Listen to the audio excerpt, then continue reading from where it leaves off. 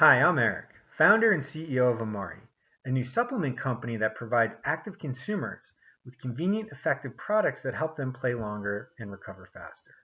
We have recently started posting to LinkedIn about our experience starting a company and launching a product in the times of COVID.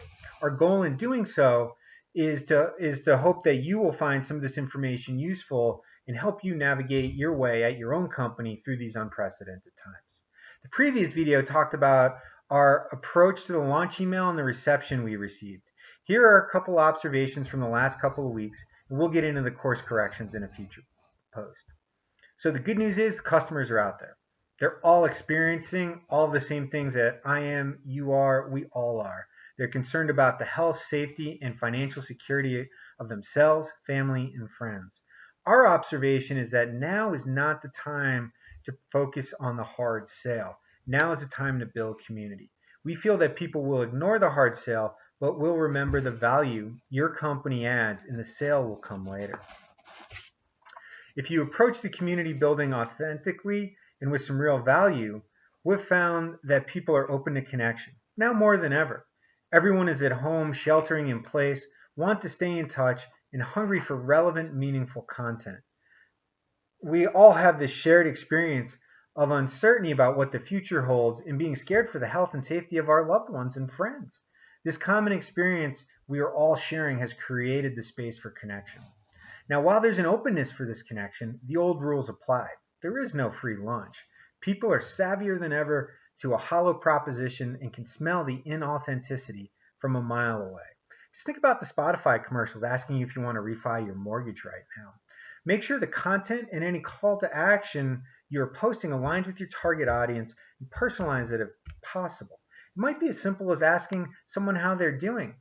We personalize by sending a handwritten note with every sample that we mail out to people. So the current environment has forced Amari and everyone else to raise their game. The silver lining in all of this is that if we can figure out models to connect and drive engagement, we and others will crush it once the clouds part. So what are some of the lessons learned? Details still matter. After looking at our website 10,000 times, we overlooked something as simple as the price was missing on the product page. Now that was embarrassing. We're offering a product and no one knows how much it costs. Hopefully we'll be laughing about that at some point in the future, but we owe identifying that issue to a phone call from someone we had just met. He understood that we have millions of things going on and helped us immensely by pointing out this oversight. This person's business is farther along than Amari. We hope to learn from them and each other, so keep out there and keep networking. It still is helpful and you never know how it's going to help you. Take our word for it. Community. Start with the one that you have. This is where Amari started and continues to build from there. While supportive, you'll get lots of emails expressing congrats and kudos. Those responses will make you feel great, made us feel great, but put some wind in the sails. But think about those attaboy responses and respond with an ask that will help the business. We were grateful, said thank you, and our ask was to offer to mail them some samples, introduce them to our social media, and your situation will be different, but we found that to be pretty effective.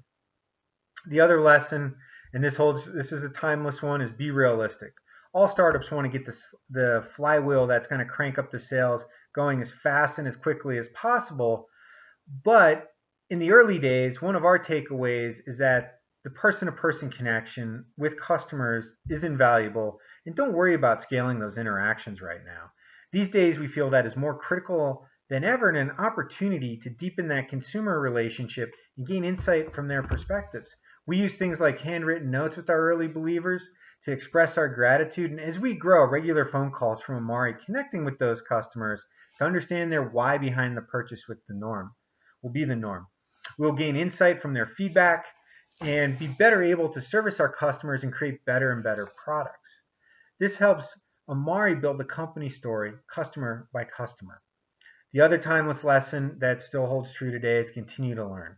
We had high expectations for our email marketing, but based on our click-through rates, we need to focus on adding people who are inclined to purchase, as our initial send was not as productive as we had hoped. Back in February, we had many people tell us that they were going to purchase product, but as we all know, a lot has changed since then. We've developed new tactics on social media to make up for those the click-through rates being down and the conversion rates being down. We'll implement those over the coming weeks and let you know how it goes. So that is all for this video. Please let us know your feedback. Our next post will have some practical tips. Thank you for watching and stay healthy.